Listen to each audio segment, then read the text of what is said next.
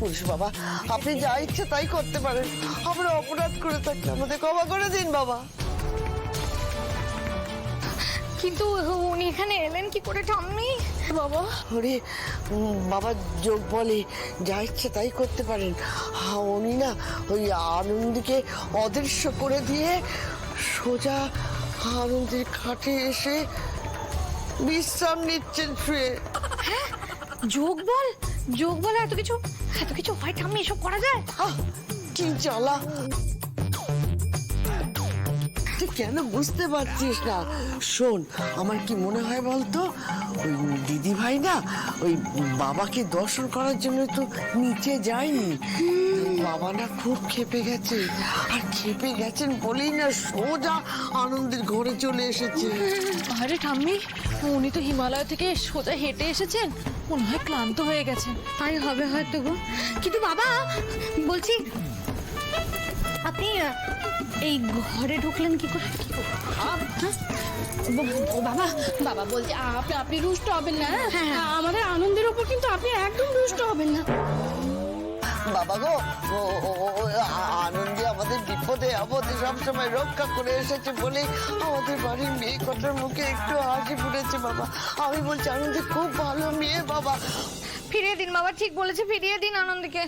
বাবা বাবা আনন্দী খুব ভালো মেয়ে, ওকে ছাড়া আমরা থাকতে পারবো না বাবা, ওকে ফিরিয়ে দিন বাবা। হ্যাঁ বাবা, ফিরিয়ে দিন বাবা। আমি আনন্দী এরকম গো।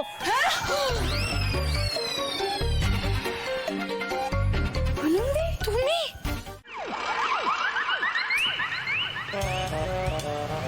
কি নিয়ে আলোচনা হচ্ছে ঘরে? ছদ্মবেশ না কি একটা বললো? মানে ঘরে করছে নাকি? কি বলছে ছদ্মবেশ? দেখতে হচ্ছে তো।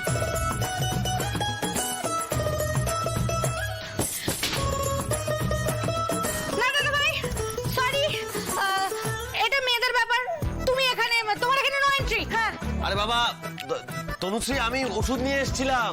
ওষুধ পড়ে গেছে, কোনো চিন্তা নাই, যাও। ওষুধ পড়ে গেছে?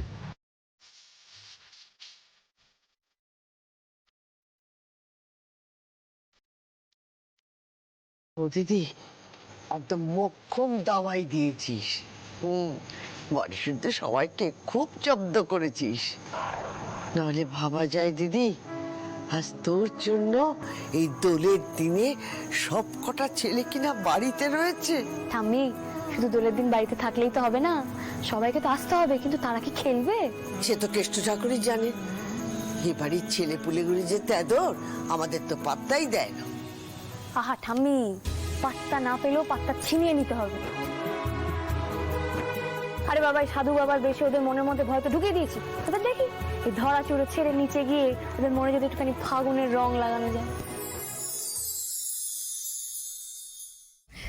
নিয়ম নেই, এবারের মেয়েরা হোলি খেলে ভগবান শ্রীকৃষ্ণের সাথে।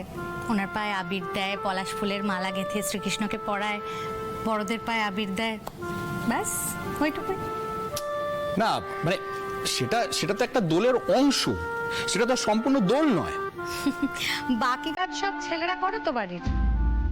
তারা হোলি পার্টিতে যায়, রং খেলে।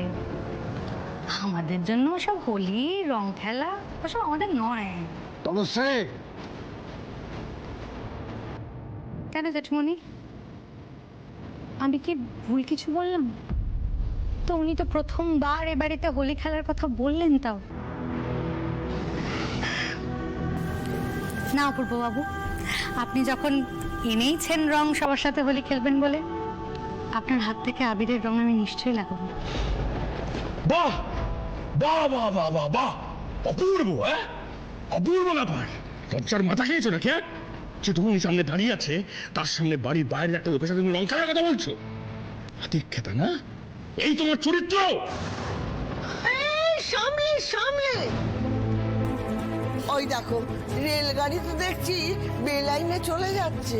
হ্যাঁ, আর দাদু ভাই, ওই তোর মুখে চরিত্র পরিত্র নিয়ে কথাবার্তা গুলো না ঠিক মানায় না বাচ্চা। আমি কিন্তু একটা কথা পরিষ্কার করে জানিয়ে দিচ্ছি, আমার সামনে ওদেরকে নিয়ে যদি একটাও খারাপ কথা বলা হয়, আমি কিন্তু নিজে সহ্য করব না। সারা বছর ধরে এই বাড়ির প্রত্যেকটা মেয়ে সবার সমস্ত কথা মুখ বুজে সহ্য করে।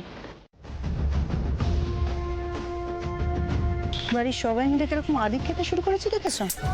সত্যি বলতে আমার কিন্তু ভালোই লাগছে। বাড়ির সবাই কি সুন্দর একসাথে দোল খেলছে দেখো। তুমি না বড্ড ভালো মানুষ জানো তো অয়ন্তিকা, এর জন্যই সুপায়নকে বাড়ির সবার সামনে অপমান করার সাহস পেল। আনন্দি সব হয়েছে ওই আনন্দের জন্য। তাও দেখো বাড়ির সবাই কেমন ওকে মাথায় তুলে নাচছে। বন্টি তুমিও নাচবে?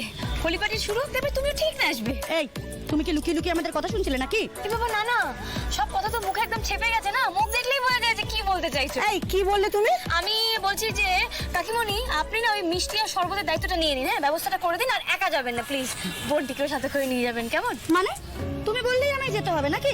এই অয়ন্তিকা কথা বাড়িও না, চলে এসো এসো। বেশ হয়েছে, একটা কাজও তো করে না, একটু কাজ করুক।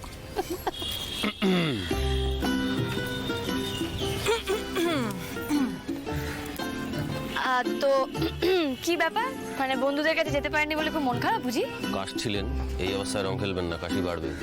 কাশি কেসেছি, কখন কেসেছি, এখন কাশি সেরে গেছে। এইটুকু সময়ের মধ্যে কাশি সারতে পারে না। আচ্ছা গ্যারাকল হলো তো, কেসে সামলাতে গিয়ে নিজেই তো ফেঁসে গেলাম। আরে কি ভাবছেন আপনি? আপনার কি জ্বর বাড়লো নাকি দেখি? হ্যাঁ 1 মিনিট দাঁড়ান তো, দাঁড়ান।